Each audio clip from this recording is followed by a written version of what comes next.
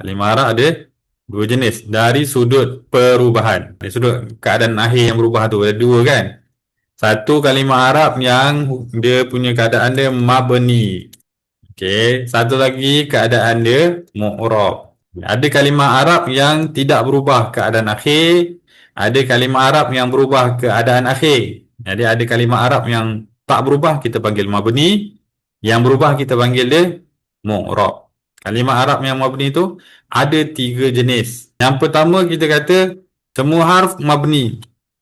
Sama ada huruf ataf ke, huruf jar ke, huruf taukid ke, huruf nafi ke, semua harf itu ialah mabni. Semua kata sendi, kata sambung, kata hubung, semua-semua tu itu ialah mabni. Maksudnya dia tidak akan berubah. Kata tanya, kan.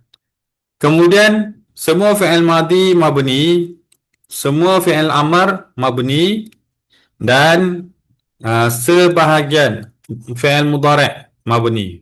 Yang ni nanti kita akan cerita ni. Apa yang tidak mabni tu. Dalam bab ni lah. Fi'il madi mabni, fi'il amar mabni, sebahagian fi'il mudhari' mabni. Maksudnya sebahagian lain tu tidak mabni lah, dia mu'rab. Apa dia tu? Nanti kita cerita.